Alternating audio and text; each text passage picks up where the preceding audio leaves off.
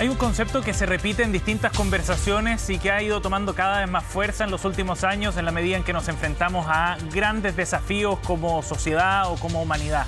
El cambio climático, por ejemplo, o la pandemia ahora más recientemente. Hablamos del propósito, un concepto clave para entender y definir también estrategias para un grupo humano, para una empresa o a nivel personal incluso. Según la RAE, el propósito es el ánimo o la intención de hacer o no hacer algo. Es un objetivo que se pretende conseguir, pero hay mucho más que analizar respecto a lo que significa esto y a las definiciones en torno a lo que es realmente un propósito para las empresas, como decíamos, o para las personas. Queremos conversar de este tema a partir de un libro recientemente publicado. Estamos en contacto a esta hora con Sharoni Rosenberg, gerente de propósito y sostenibilidad de PwC y autora del libro El propósito no era lo que yo creía. ¿Cómo estás, Sharoni? Gracias por el contacto. Hola, Sebastián. Muy bien, gracias. Gracias por conversar con nosotros sobre este tema a partir de tu libro, Sharoni, que aborda precisamente este tema. Cuéntanos en qué consiste el libro, por qué es importante en este momento hablar de lo que significa el propósito. Sí, mira, yo me dedico a asesorar a empresas en el tema de propósito, pero en este afán como de hacer las empresas más sostenibles, lo que tú decías del cambio climático, de hacer las cosas mejor, me di cuenta que el propósito organizacional, si quieres decirlo, no se puede abordar si no hablamos del propósito de las personas, si no cambiamos ese chip que tiene cada uno de nosotros. Y como tú bien decías, esto parte no solamente del propósito como un objetivo de las cosas que hacemos, sino que también tiene que ver con la intención que nos mueve a hacer esas cosas. Y cómo hay un match entre lo que queremos hacer o deseamos hacer desde lo más profundo y las cosas que hacemos. Como que pareciera ser que hay una desconexión.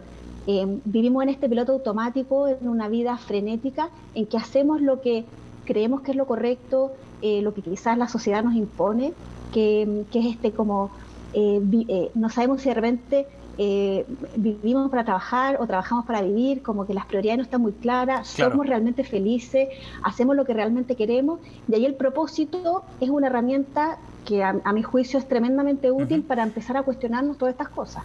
Sharoni, pero partamos por lo básico quizás, por descubrir qué era lo que tú creías que era el propósito y qué es lo que has descubierto, qué es lo que motiva precisamente el libro, ¿no? Así es. Mira, el propósito pareciera ser, o yo pensaba, que era como ese talento o ese don que uno tiene y que tiene que descubrirlo, y que una vez que tú logras descubrirlo, parece como que todo fuera mágico, ¿ya? Es como si uno tuviera un talento para ser pintor y lo descubre y puedes pintar y eres famoso y toda la vida como que se abre y fluye. La verdad que no es así. ¿Ya? De repente me pasa que hay gente que dice, oye, Sharoni, encontraste tu propósito, entonces ahora tú eres feliz y todo te sale fácil.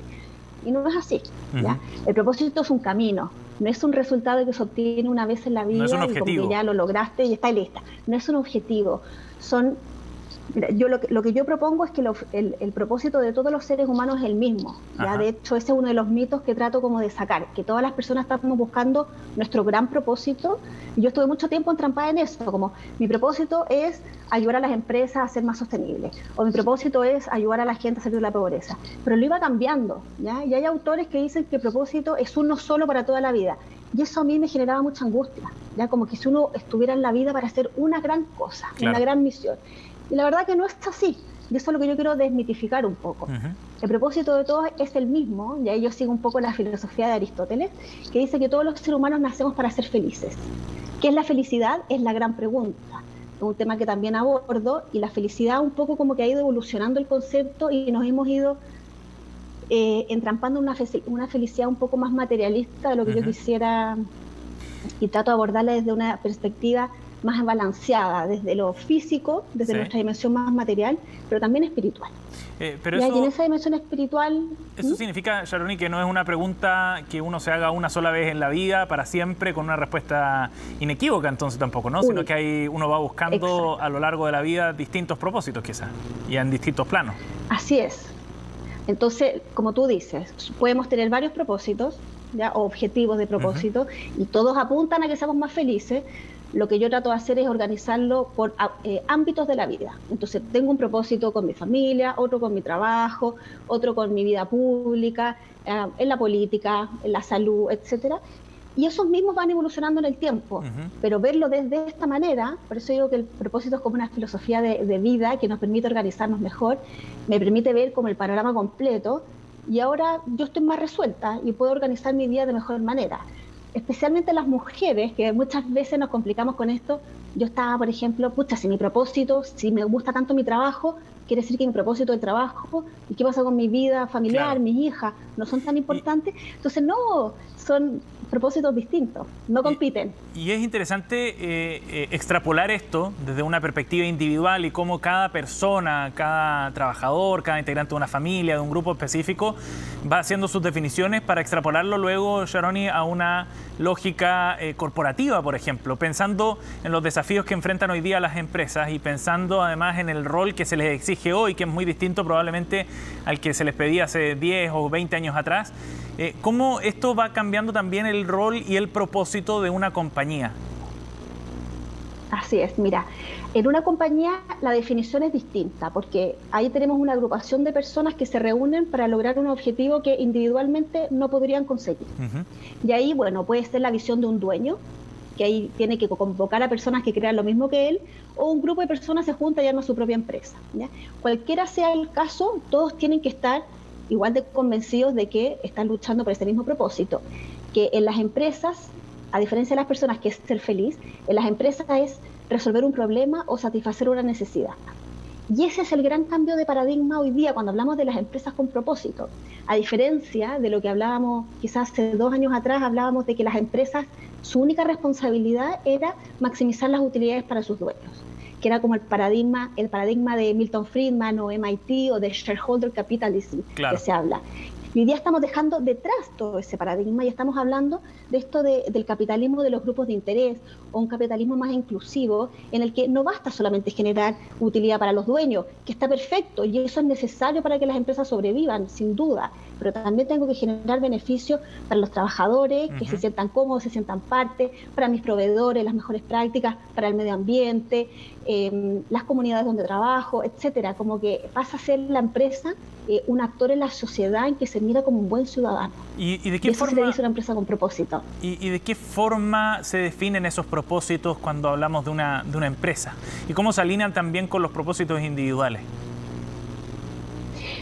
Mira, en general las empresas, su propósito lo define el dueño, ¿ya? Pero pasa que una empresa que tiene 100 años, el dueño ya no existe y se perdió en el tiempo. ¿Ya? Pasa mucho en las empresas, por ejemplo, que se abrieron en bolsa, que esa identidad se perdió. Claro. Entonces muchas empresas lo que están haciendo es como refundar ese propósito, y ahí lo que yo les aconsejo es que en vez de hacerlo en 4 paredes entre el directorio y algunos gerentes, es que lo hagan un proceso participativo, porque la idea, más que el resultado final, esa frase de cómo tú estás contribuyendo, es que la gente se sienta parte. Y allá hay un poco el paralelo con el ejercicio de la Constitución que estamos viviendo hoy día en Chile. El resultado de la Constitución efectivamente es algo que todos queremos, pero este proceso en el que discutamos, debatimos y en el que todos nos sentimos parte de estamos refundando algo, nuestros principios, nuestros valores, ese es el ejercicio que realmente vale. Sí. Entonces, si lo hacemos participar a todos en la empresa, aunque a través de una encuesta, por último, ¿ya? Los comunicados, algún video, etcétera, de verdad que te cambia mucho en la cultura de la organización. Sharoni, ¿y cómo ves tú a las empresas hoy día, en particular acá en Chile, por ejemplo? ¿Cómo están enfrentando este desafío de definir un propósito quizás nuevo, distinto, de responder a esta nueva exigencia y a un rol diferente en la sociedad? Mira, aquí yo he sido bien crítica, porque me parece que esto del cambio de paradigma en Chile se lo han tomado súper en serio y ha salido harto en la prensa este cambio de paradigma de este principio de que las empresas ya no pueden seguir actuando de la misma manera, ya no basta con generar utilidades, sino que también somos actores más responsables. Pero en el ejercicio del propósito se están quedando mucho en sacar esta frase, que es un ejercicio comunicacional, las agencias de marketing hacen este ejercicio, pero ¿qué pasa después de eso? Tengo la frase, ya sé cómo contribuyo, pero ¿qué pasa después? ¿Cómo permea en mis actos de sostenibilidad? ¿Cómo permea en mi cultura, en mi liderazgo, en cómo interactúo con los otros stakeholders? Y ahí es donde nos estamos quedando cortos. Entonces, ¿cuál es mi gran miedo? que nos quedemos con esta frase, con este eslogan, en el que todos declaramos públicamente que estamos contribuyendo a la sociedad. ¿Y qué pasa después cuando en un par de años nos demos cuenta que estamos haciendo lo mismo? Sí. ¿Y ves algún cambio, por ejemplo, en las nuevas generaciones? Ahí puede haber algo interesante, algo fresco quizás. 100%. 100%. Y de hecho, los millennials que tanto los critican, son ellos los que han empujado este cambio. Sí. Creo que las empresas que están haciendo las transformaciones es porque han detectado esta necesidad. Y me pasa que de repente los dueños de las empresas, los directorios dicen, mira, me dicen, Sharon, y yo la verdad que no entiendo bien por qué partió esto, de dónde viene, pero escucho a mis hijos hablar y veo que se creen tanto este cambio, esta nueva generación, que yo sé que el mundo va para allá y por eso estoy liderando el cambio en mi empresa. Y eso es lo que a mí me llena de esperanza, porque veo una conexión entre los baby boomers y los millennials. Claro. Como que el baby boomer en verdad está llegando a una etapa en su vida en que está pensando en su legado y los millennials están pensando en que no quieren esperar a tener 60 años para pensar en su legado, quieren hoy día impactar el mundo positivamente. Sí. Y ahí se está generando un match que está siendo súper interesante. Y que es necesario además para enfrentar los desafíos que vienen por delante, que son enormes. Sharon, y gracias por conversar con nosotros hoy día, muy amable. Muchas gracias a ustedes, que estén muy bien. Bien, el libro El propósito no era lo que yo creía ya está disponible en librerías, escrito por Sharon Rosenberg, gerente de propósito y sostenibilidad de PwC.